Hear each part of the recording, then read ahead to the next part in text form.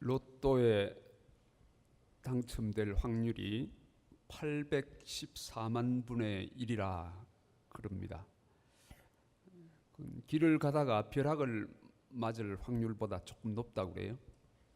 근데 사람들은 그래도 혹시 하면서 복권을 사죠. 어떤 30대 가장이 5년 전에 로또 복권에 당첨이 되었습니다. 18억 원을 이제 받게 되었는데요. 18억이 갑자기 생기니까 이 30대 가장은 배가 이렇게 나왔습니다. 일남 일녀를 둔 행복한 가정을 꾸리고 있었는데, 여보, 이렇게 돈이 이렇게 많은데 회사는 다닐 필요가 뭐 있나 하면서 첫째로 회사를 그만두었습니다. 그리고 자기 혼자서 이 사업 저 사업을 손을 대기 시작했습니다. 그리고 주식에도 손을 대었죠.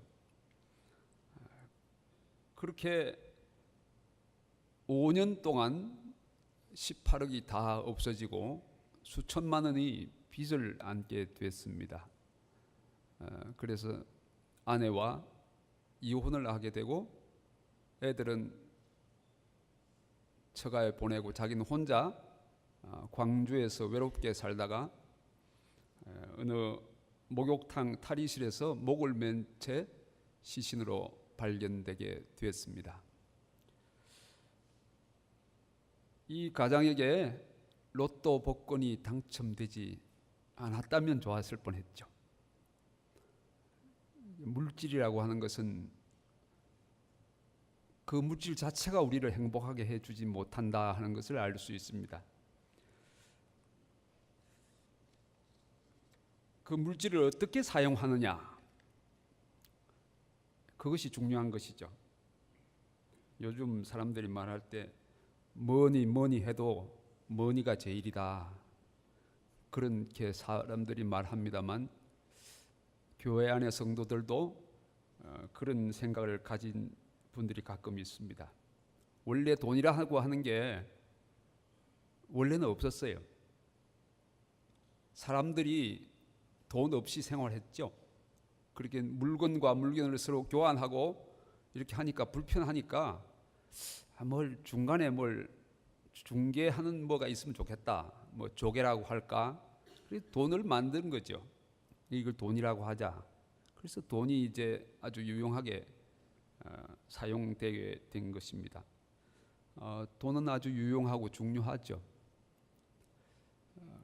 그렇지만 돈이 우리 인생을 다 행복하게 만들어주는 것은 아니죠. 돈을 사용하는 것을 보면 그 사람이 어떤 사람인지 알 수 있습니다. 예수님 말씀하시기를 내 마음이 있는 곳에, 내 물질이 있는 곳에 마음이 있다. 물질이 있는 곳에 마음이 있다.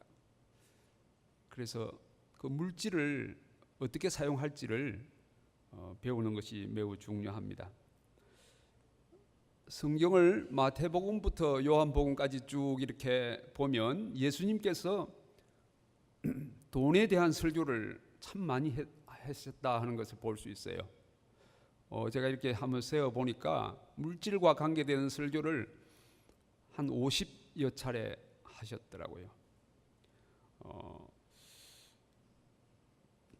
부자와 뭐 나사로, 또 돈을 헌금을, 가난한 과부가 헌금을 드렸다 하는 것 이야기, 뭐 그런 게 물질과 관계된 뭐 11조 이야기, 그런 거 다 이렇게 합쳐 보면 예수님의 설교 가운데 많은 부분이 돈과 관계되는 설교였어요. 그런데 오늘날 교회 목사님들의 설교를 분석해 보면 돈에 대한 설교가 거의 없습니다. 그 왜 그런가 하면, 돈에 대한 설교를 하면 우리 교회가 재정이 좀 안 좋은가 보다, 성도들이 그렇게 생각할까 봐, 목사님이 사례비가 좀 적으신가, 또 자꾸 돈 이야기를 하면 이거 산성교회는 안 되겠다. 다른 교회로, 거성교회로 가야 되겠다. 이런 생각을 할까 봐 그저 하나님께서 우리를 복 주신다, 잘 된다, 이런 설교가 대부분이에요. 그래서 오늘날 성도들은 영양 결핍증에 걸려 있어요. 돈에 대한 설교를 예수님은 그렇게 자주 하셨는데 왜 예수님의 제자들인 목사님들은 그렇게 돈에 대한 설교를 안 할까요? 그래서 저는 결심을 했어요. 내가 교회를 개척하면 돈에 대한 설교만 해야지. 그래서 제가 서울에서 주로 노동자들이 있고 학생들이 있는 몽골 교회를 개척한 지 이제 1년 반쯤 됐는데 주로 돈에 대한 설교만 합니다. 이제 본문이 비슷하면 그냥 돈에 대한 설교만 해요. 그런데 놀라운 일은 헌신이 일어나요. 그 돈에 대한 설교를 강조하지 못한 교회의 문제점이 많이 있다고 봅니다. 오늘 예수님께서 역시 돈에 대한 설교를 하신 그 내용이죠. 어느 옳지 못한 관리인 한 사람에 대한 예입니다. 예화죠. 어떤 관리인이 주인의 돈을 낭비한다고 하는 소문이 들렸어요. 그러니까 그 소식을 듣고 주인이 아주 기분이 안 좋았어요. 이 사람한테 계속 우리 집 재산을 맡겨놓다간 우리 집 재산을 다 말아먹겠다 생각하고는 불렀어요. 부른 다음에 자네 이런 7월 말까지 직장을 그만둬야 되겠다.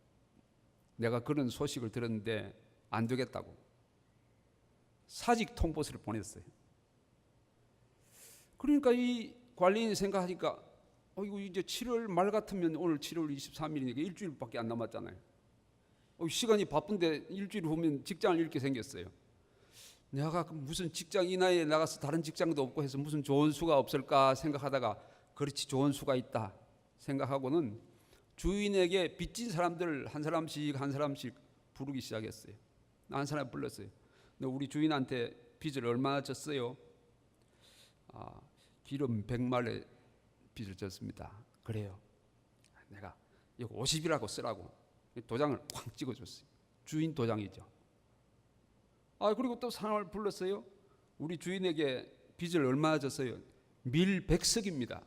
그래요. 80이라고 써요. 네, 도장을 탁 찍어. 그런데 예수님께서는 이 불의한 청지기를 칭찬하시고 본받으라 그렇게 말씀하시는 거예요. 무엇을 본받아야 되겠습니까? 사문서 위조범이에요. 그렇죠? 사기범이에요. 뭘 본받아야 되겠어요? 예수님께서 말씀하신 초점은 한 가지예요. 기회가 있는 동안 그 기회를 잘 사용해서 재물을 현명하게 관리하라. 근데 여러분은 이제 예수님의 비유를 이렇게 들을 때 너무 비유를 많이 풀이하지 마세요. 예수님의 비유는 어떤 한 초점을 중요하게 생각해야 됩니다. 선한 사마리아인 비유하면 가서 너희들도 이렇게 하라. 그렇게 해야지. 그렇게 하면 되는 거예요. 그런데 그 선한 사마리아인이 2데나리온을 준 건데 한 데나리온은 구약이고 한 데나리온은 신약이고 그렇게 해석하면 3,000% 가서 곤란해요. 그것이 이단으로 빠져. 신천지는 그렇게 비유 풀이를 하는 거예요. 비유 풀이를 통해서 이단이 들어오는 거예요. 그래서 예수님의 비유는 원 포인트에 초점을 맞추세요. 예수님 재물을 현명하게 잘 관리하라는 뜻이구나. 그럼 잘 관리해야지. 그렇게 하면 되는데 복잡하게 해석할 것이 없는 것입니다. 우리가 물질에 대해서 생각할 때 첫째로는 재물은 우리의 것이 아니고 하나님의 것이라고 하는 사실을 기억해야 됩니다.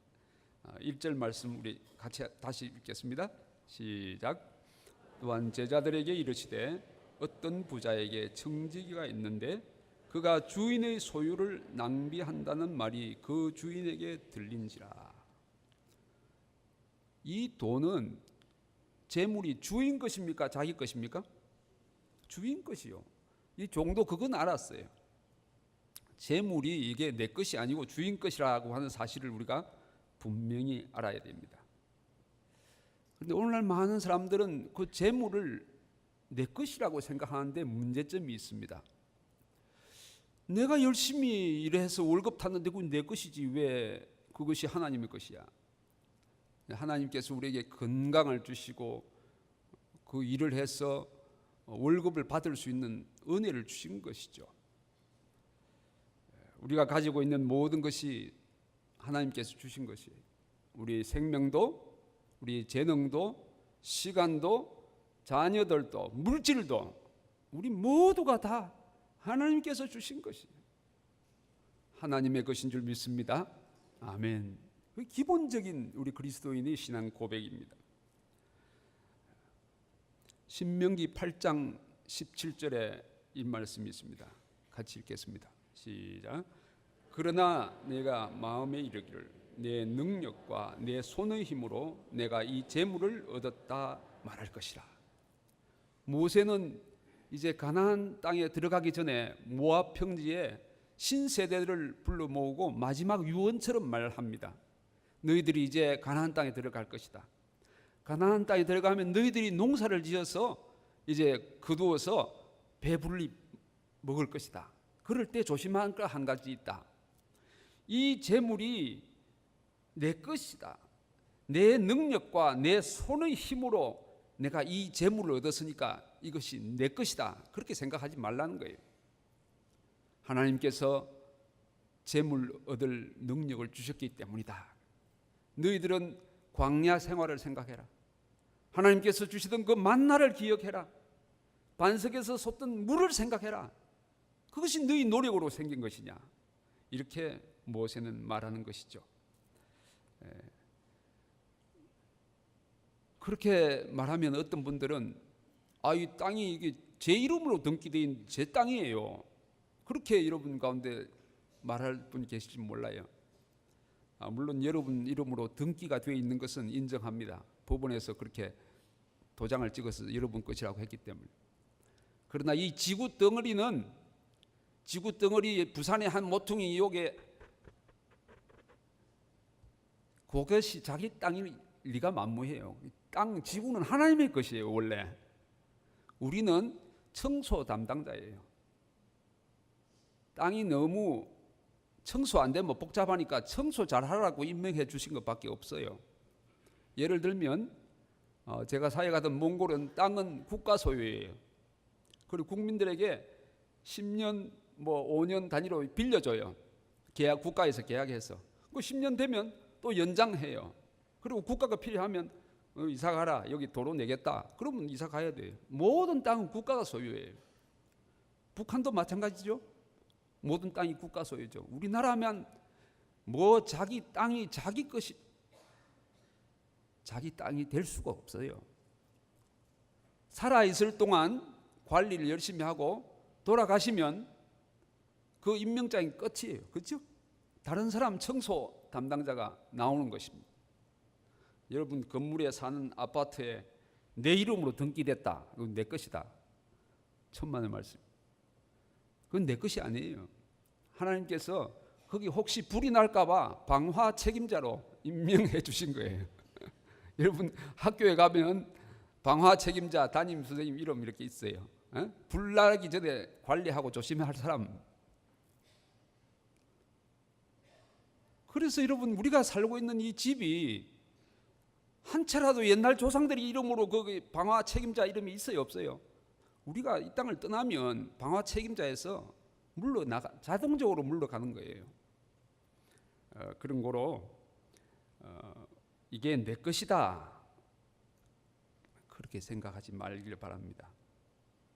둘째는 하나님과 재물을 겸하여 섬기지 못한다 하는 사실을 기억해야 합니다. 13절 누가복음 16장 13절을 같이 읽겠습니다. 시작. 집 하인이 두 주인을 섬길 수 없나니 혹 이를 미워하고 저를 사랑하거나 혹 이를 중히 여기고 저를 경히 여김이니라. 너희는 하나님과 재물을 겸하여 섬길 수 없느니라. 하나님과 재물을 겸하여서 섬기지 못한다. 그렇죠. 종이 있으면 자기 주인만 섬겨야지 옆집 아저씨도 섬기고 우리 아저씨도 섬기고 그렇게 못 하잖아요. 한 주인만 섬기는 거예요. 그런데 이게 돈과 하나님을 겸하여 섬기지 못한다고 하면서 하나님하고 같은 위치에 돈을 놓은 것이 중요해요. 예수님께서 그 돈의 힘이라고 하는 것이 만몬의 힘이라 하는 것이 대단한 거라 하는 거예요. 돈의 위력은 설명하지 않아도 잘 알 수 있습니다. 그래서 가히 그 힘은 하나님의 경지에 가까이 가 있습니다. 우리는 기도합니다. 그렇지만 가까운 것은 보험회사가 더 빨리 해결해 줍니다. 우리가 믿음이 있다 하지만 우리가 은행 잔고를 믿는지도 모르죠. 그 돈의 힘은 말이죠, 대단한 겁니다.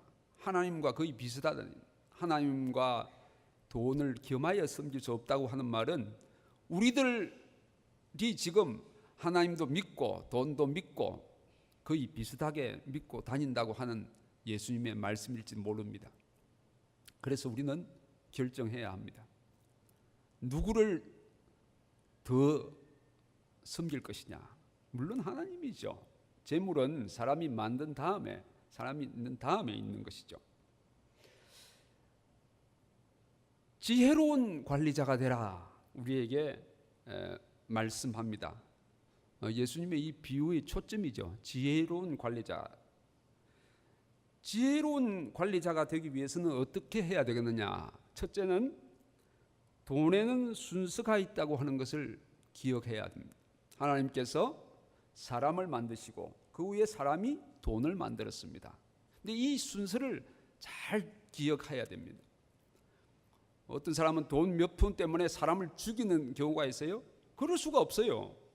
사람이 돈보다 훨씬 귀한데 어떻게 그럴 수 있어요? 그 순서를 바뀐 것 때문에 그렇죠. 어떤 사람은 돈을 벌기 위해서 주일 예배를 못 드리는 사람이 있어요. 그럴 수 없어요. 어떻게 영혼을 돈에 팔 수 있어요? 저는 이 몽골 우리 교회를 개척하고 섬기면서 그런 예를 흔하게 봅니다. 이 몽골 형제들은 자기 나라를 떠나서 한국에 올 때는 중요한 목적이 돈을 벌기 위해서 옵니다. 그 눈에는 돈이 꽉 찼죠. 돈. 그래. 하루에 일당이 이삿짐을 이렇게 도와주면 12만 원 정도 받아요. 몽골에서 열심히 교회를 다닌 친구들도 여기 오면 교회를 안 나와요. 그리고 왜 안 나오냐? 교회 나오라. 그러면 죄송합니다 목사님, 오늘 일이 있어서 못 갑니다. 돈을 넘어서 하나님 앞에 나가는 믿음을 갖기 위해서는 상당한 믿음이 필요합니다. 그래서 아직 초보 단계를 벗어나지 못했구나. 그 초보 단계를 벗어나는 일도 상당히 어렵죠. 그러니까 우리가 하나님, 인간, 돈, 이 순서를 여러분 꼭 외우시길 바랍니다. 눈에 안 보이지만 이게 순서가 바뀌면 안 돼요. 제일 중요한 것이 그거예요. 하나님, 인간, 돈, 그 순서를 잘 기억하시길 바랍니다. 둘째는 돈에는 유효기간이 있습니다.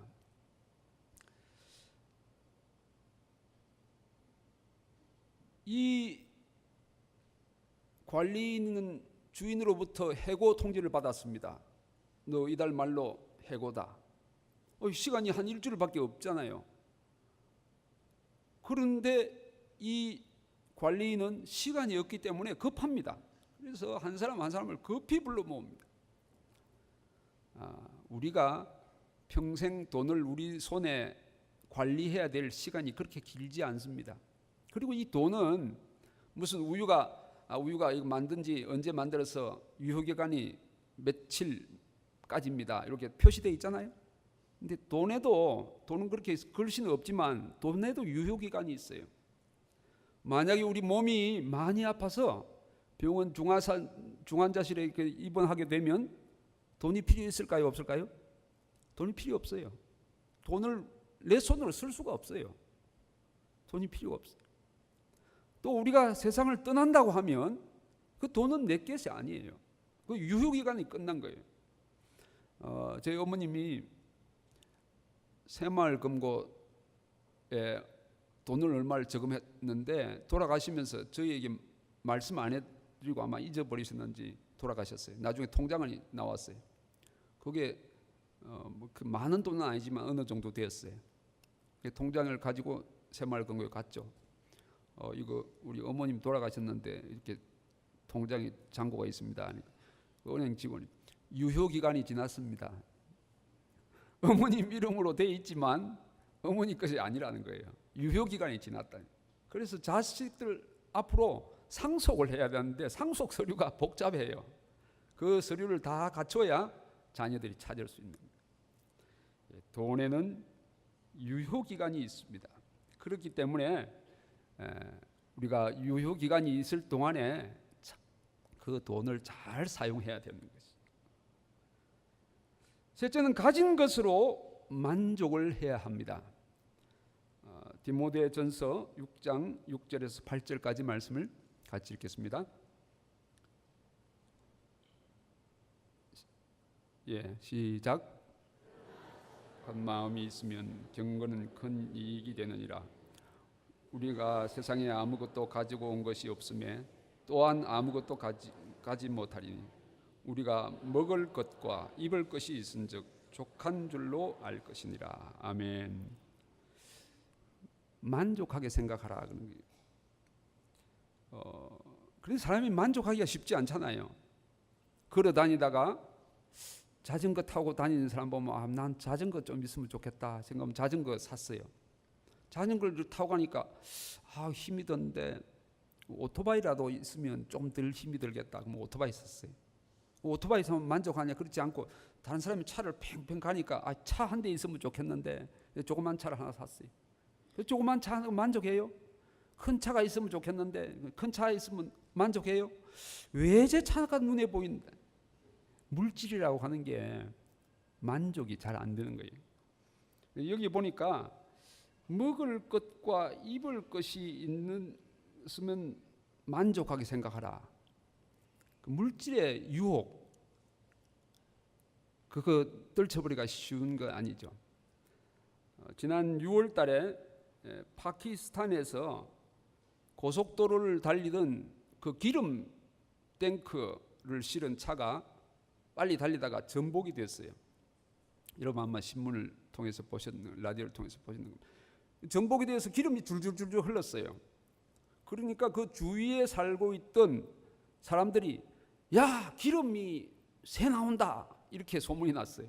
그러니까 집집마다 기름 받을 그릇을 준비해서 막 모였는데 막 한두 명이 아니고요 수백 명이 모인 거예요. 막 그 기름 한 바켓스 그거 가져가려고.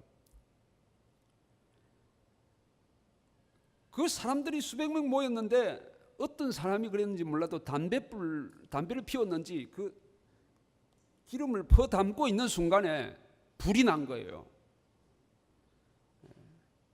그래가지고 그 많은 사람들이 타 죽었어요. 149명이 타 죽었어요. 117명이 부상을 당했다. 그 조그만 기름 때문에. 이 기름이 뭐라고 여러분 돈으로 치면 얼마 되겠어요 그거. 내 것이 아니고 남의 것인데 말이에요. 그거 기름이 쏟였는데 그거 그냥 공짜로 퍼갈래 하다가 결국 죽은 거예요. 그 물질의 유혹이라고 하는 것은 곧 얼마 안 되지만 죽음에 이르기도 하는 것이죠. 먹을 것과 입을 것이 있으면 만족해라. 그럼 우리는 질문하죠. 그럼 어디에 살아요? 주거비도 있어야 되고 또 자녀 교육비도 있어야 되고 은퇴하면 은퇴비 적립도 해야 되고 여름 휴가 되면 휴가비도 있어야 되는데 어떻게 해요? 그러니까 끝이 없는 것이죠. 없는데 기본 선을 우리에게 제시하는데 먹을 것과 입을 것. 여러분 오늘 다 입고 오셨죠? 식사하시고 오셨죠? 만족하십니까? 아멘. 우리 속은 비록 만족하지 못해서 또 자녀 교육비도 필요하고 주거비도 필요하지만 기본 카트라인은 만족하게 생각하라는 거예요. 안 그러면 만족이 없다는 거예요. 가진 것으로 만족하시는 여러분 되시기를 축복합니다. 넷째는 돈에는 구별이 있어요. 마태복음 22장 21절을 읽겠습니다. 시작. 이르되 가이사의 것이니이다. 이에 이르시되 그런즉 가이사의 것은 가이사에게 하나님의 것은 하나님께 바치라. 예수님께서 말씀하신 것이죠. 돈에는 구별이 있어요. 가이사의 것과 하나님의 것이 구별이 있다. 이 가이사의 것은 국가에 바치는 것이나 인간적인 여러 것이겠죠. 세금이나 뭐 또 공과금이나 뭐 그런 거겠죠. 그리고 또 사람한테 빌린 거라든지 대신 안 갚은 거라든지 뭐 그런 것이 다 가이사의 것이라고. 저는 이 설교를 준비하다가 제 마음에 가책이 되는 것이 있었어요. 너 오늘 물질에 대해서 설교하려 하는데 너는 정말 그런 물질에 대해서 설교할 자격이 있냐? 하나님께서 제게 물었습니다. 제가 하나님께 그랬어요. 하나님, 제가 자격이 없습니다. 왜냐하면 제가 치과의사로 개업을 한 20년 동안 했는데 치과의사는 1년 동안에 1년에 한 번씩 소득세 신고를 하거든요. 내가 환자를 몇 명 봤는데 수입이 얼마인데 얼마다 이렇게 자진해서 신고하는 거예요. 그리고 이제 우리 기독 예수 믿는 치과의사들은 그래도 다른 사람보다 많게 뭐 다른 사람이 한 60% 70% 이렇게 신고하면 우리는 한 80% 신고해서 마음에 막 그 정도로 위안을 삼고 그렇게 신고를 한 거예요. 1년에 한 번씩. 그러면 국가의 세금을 떼먹은 거예요? 안 떼먹은 거예요? 떼먹은 거예요. 국세를 안 바치고.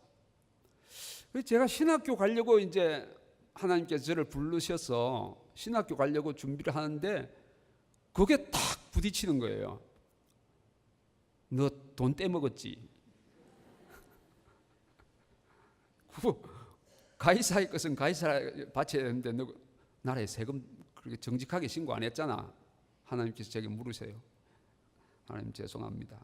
그래서 다시 이제 병원 잔부를 혼자서 이제 병원 잔부를 놓고 100% 신고를 만들어 봤어요. 신고서를 하면 내가 얼마를 세금을 바쳐야 되는지. 이렇게 해보니까 막 굉장히 많이 바쳐야 되는 거예요. 100% 하면.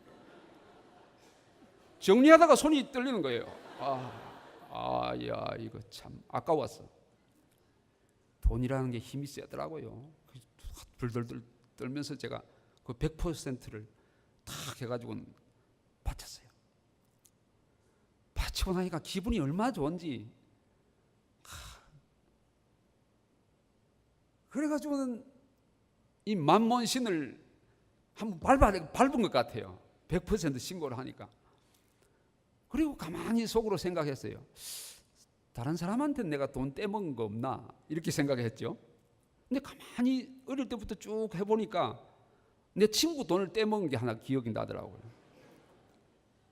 제가 치과대학을 다닐 때 서울에서 다녔는데 같은 친구가 제게 돈을 맡기면서 자기가 오늘 바빠서 빨리 부산 가야 되니까 등록을 대신 좀 해달라고 그래요.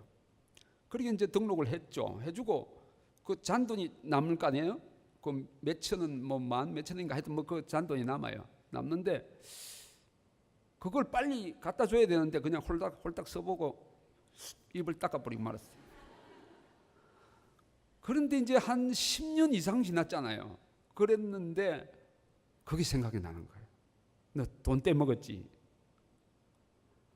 그럼 할 수 없이 이제 봉투 하나를 갖다가 이거 돈을 얼마나 갚아야 될지 모르겠어요. 갚기는 갚아야 되겠는데 그래서 하여튼 뭐 그때 얼마 해가지고 한 20만 원 정도 넣어가지고는 친구를 찾아갔어요. 야, 미안하다. 내가 네 돈을 떼먹었다. 언제 떼먹었는데? 난 몰라. 넌 몰라도 좋은데 난 내가 생각하기에 내 기억에 내가 네 돈을 떼먹었어. 치과하는 친구인데 그러니까 이 돈을 제발 좀 받아줘. 나를 위해서 좀 받아줘. 너한테는 이게 큰 돈이 아니겠지만 나를 위해서 좀 받아줘. 그러자. 그러면 그 돈을 줬어요. 그리고 오니까 얼마나 기분이 좋고 시원한지 몰랐어요. 근데 그 친구가 나중에 몽골 선교사로 가는데 저를 후원해 줬어요. 지금까지 후원하고 있어요. 그리고 이제 그렇게 가이사의 것은 가이사에게 드리고, 하나님의 것은 어떠냐? 이게 하나님의 것은 11조잖아요. 11조인데 하나님 것은 하나님께 바치라. 근데 저는 어릴 때부터 11조에 대한 교육을 목사님부터 잘 받았어요. 그래서 서울에서 아르바이트를 하면 10,000원, 한 달에 아르바이트비가 10,000원이에요. 10,000원. 근데 하숙비가 7,000원이에요. 7,000원. 그러니까 아주 옛날 이야기죠. 지금은 아니고. 7,000원 주면 11조를 1,000원을 떼는 거예요. 그걸 가지고 2,000원 가지고 한 달 동안 사는데 그냥 거지로 사는 거예요. 거지로. 그냥. 그때부터 이제 11조 생활을 시작했는데, 개업을 했어요. 치과 개업을 했는데, 제가 돈이 없기 때문에 다른 사람이 돈을 좀 빌려가지고 개업을 했어요. 그런데 이제 개업을 해보니까 마이너스예요. 마이너스. 그런데 제가 하나님께 기도해서, 하나님, 마이너스 때는 어떻게 하는 거예요? 하나님 도로 주셔야 되는데. 그래서 제가 그래도 먹고서 살아야 되니까 먹는 생활비에 계산해서 제가 10분의 1을 하나님 앞에 드리고 그렇게 했어요. 그래서 나중에 하나님께서 축복해 주셔서 11조가 뭐 100만 원 넘게 막 이렇게 막 받쳐지더라고요. 그런데 나중에는 이제 신학교를 졸업하고 전임 전도사가 됐잖아요. 근데 전임 전도사가 되니까 월급을, 사례비를 받으니까 11조 정도밖에 안 돼요. 100만 원 정도밖에 안 되더라고요.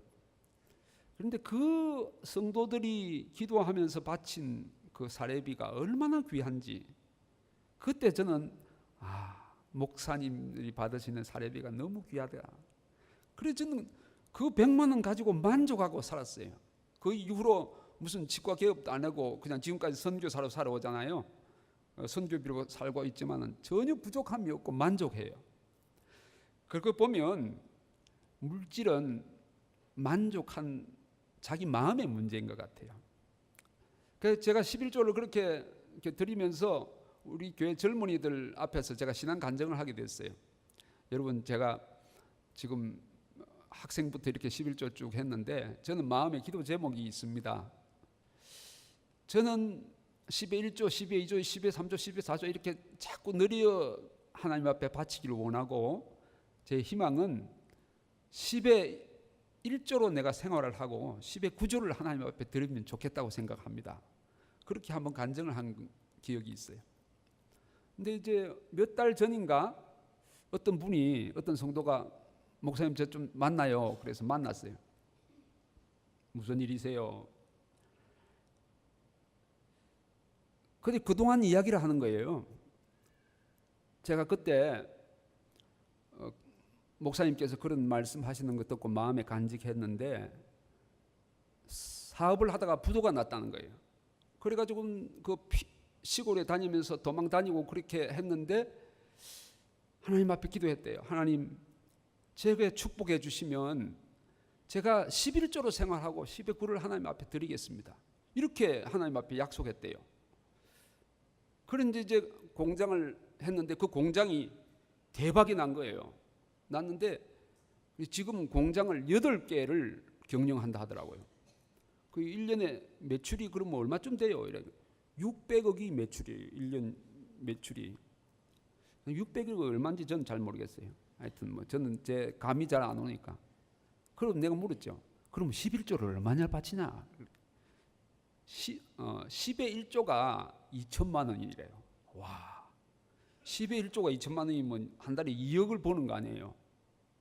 2억을 버는 게 아니고 2억을 순수입으로 버는 거지, 한 달에. 11조가 2천만 원. 그러니까 하는 말이 그래요. 목사님, 제가 아무리 쓰려고 노력해봐야 2천만 원 못 써요. 그렇게 말하더라고. 그러면서 하는 말이, 나머지 10의 9를 하나님 나라를 위해서 쓰고 있습니다. 할렐루야. 이 전설 따라 삼천리가 아니고 진짜 사실이에요. 그래서 목사님 그때 옛날 해주신 말씀 생각나서 간증하려고 왔습니다. 그렇게 이야기 들었어요. 오늘 이 설교를 들으시면 여러분 산성교회 성도들 가운데서도 이건 강제가 아니에요. 하나님 앞에 기도하고 싶은 사람은 기도해 보세요. 하나님, 제가 10의 1조로 생활하고 10의 9를 하나님 앞에 드리면 좋겠습니다. 그렇게 하게 해주세요. 그렇게 기도하실 분은 그렇게 기도하시면 좋겠습니다. 마지막으로 불의의 재물로 친구를 사귀라. 9절 말씀 같이 읽겠습니다. 시작. 내가 너희에게 말하노니 불의의 재물로 친구를 사귀라. 그리하면 그 재물이 없어질 때 그들이 너희를 영주할 처소로 영접하리라. 재물로 친구를 사귀라는 거예요. 일정한 급한 시간 안에 친구를 많이 사귀라. 어떻게 친구를 사귀느냐? 그 좋은 일에 하나님 뜻대로 재물을 많이 쓰는 것이죠. 예수님께서 이렇게 설교하셨습니다. 마태복음 6장 20절에 보면 6장 20절 한번 봅시다. 시간 없으니까 마태복음 6장 20절 시작. 오직 너희를 위하여 보물을 하늘에 쌓아두라.